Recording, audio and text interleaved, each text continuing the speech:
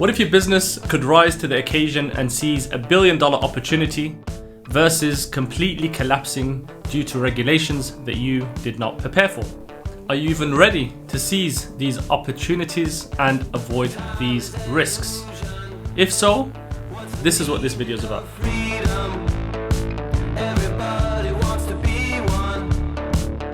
Today, we're going to discuss how these regulations and political decisions can shape a startup or a growing business's market landscape and how you should best prepare for them. Let's get started.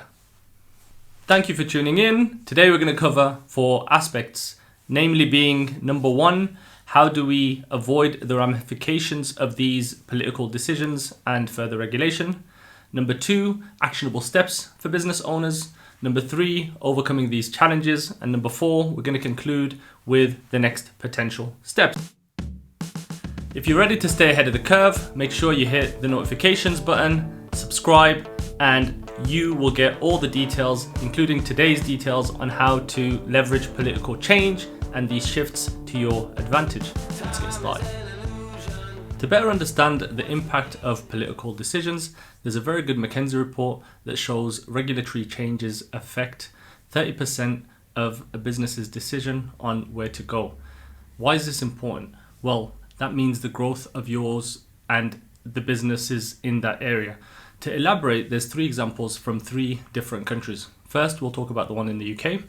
Second, we'll talk about an example from the US. And third, an example of policy changes in India. In the first instance, in the UK, there was something called Smart Export Guarantee. The abbreviation is SEG. So let me repeat that again because it is a bit of a mouthful. Smart Export Guarantee. What does that mean? That means if you are opting to go into the renewable energy space, let's give you an example. Let's say if one of us got solar panels, or if you have a house big enough to fit in a turbine, a wind turbine, one of those, you generated electricity. Electricity is measured in kilowatt hours. You have excess supply and you sold that back to the grid through your supplier. That means that you can make money. So having that incentive there meant a lot of people opted to put solar panels on their house. If that incentive was not there, would they have done that? That is the question that needs to be asked.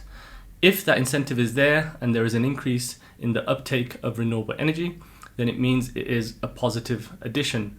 And it means that more solar panels will be sold, more inverters will be sold, and more batteries would be sold. And that is good for that specific industry, right? In California, in the United States, the Golden State, there is an example of Solar City. Solar City is a company. They did similar to the UK instance. They put solar panels in roofs and increased the uptake of renewable energy. And that was founded by Peter Lindenrive and Elon Musk. And it's a company that sold solar panels. Now, because there was an incentive there to increase the renewable energy, companies such as that did amazingly well. They later went on to be a part of Tesla Energies. And that's an example in the US how policy has influenced the increase in renewable energies. And in India, Make in India has been a great policy, seeing a huge increase in the local manufacturing in India. And they aim to increase their GDP to 20% per annum, which is huge when you think of the 1 billion plus people that live there. If anything, it means that they're on their way to becoming a top economic nation. And it's these policies that create a huge window of opportunity. And if you're a business, taking advantage of these policies means you're aligning yourself with the wave of government policy, which means that hopefully you'll catch a great surf in economic terms.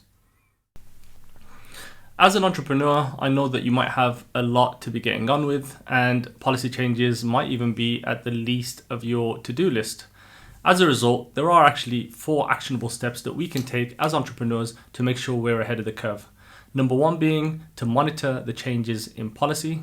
Number 2, to assess the risks and opportunities. Number 3, to adapt to the changes in those policies.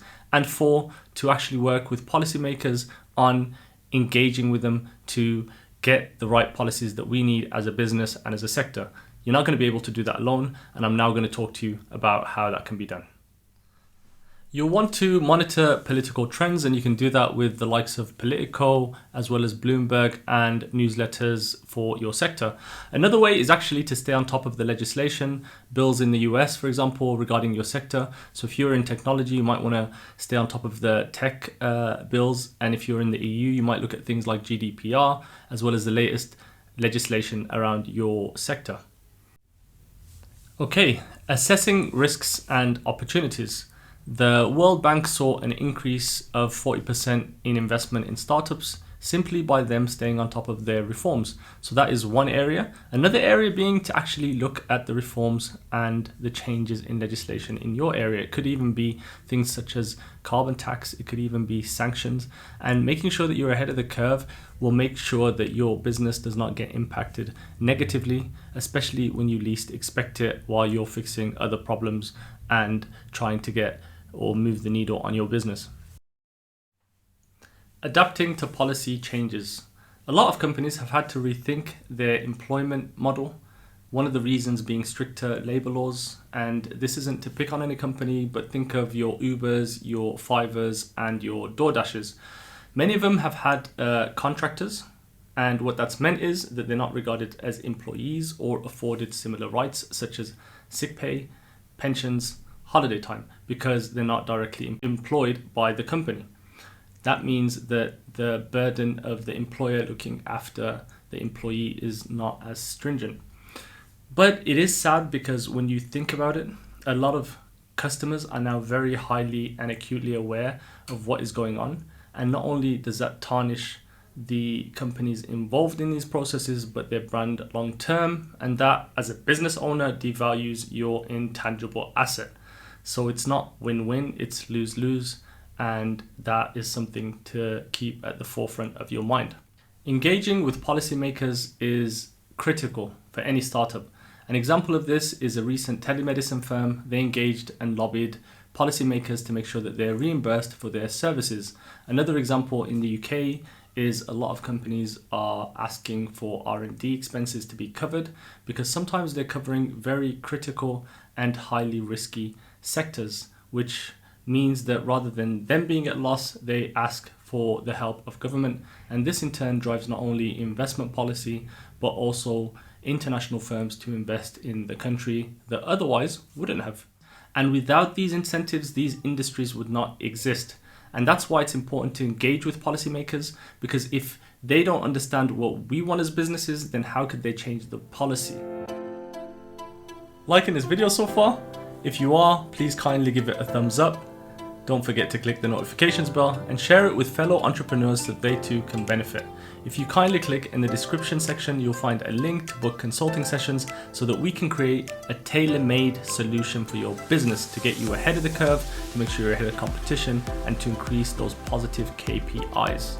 Anybody who's enjoying a tea and a coffee, let's carry on with our teas and coffees. Let's carry on with the video. Thank you.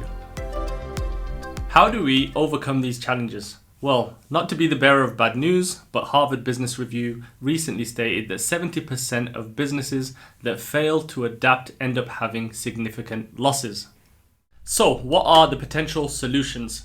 There's quite a myriad of solutions. The first being compliance and legal. Another is making sure that your supply chain is not located in just one region. And finally, you want to mitigate your risks by being in different markets, selling in different markets, thinking of different currencies. And the reason I'm saying that is because when those policy changes do happen, and if they are abrupt, you are already prepared for it.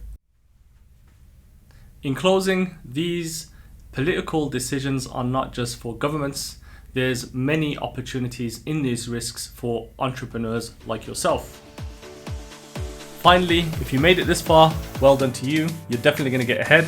And if you'd like more insight, then kindly click the like button, the notifications bell, and share this with fellow entrepreneurs. For anybody looking for more insight, more bespoke, tailor-made consulting, then please check the description in the bottom of this video. And remember, every challenge brings an opportunity, and it's up to you to make a success of it, to your success.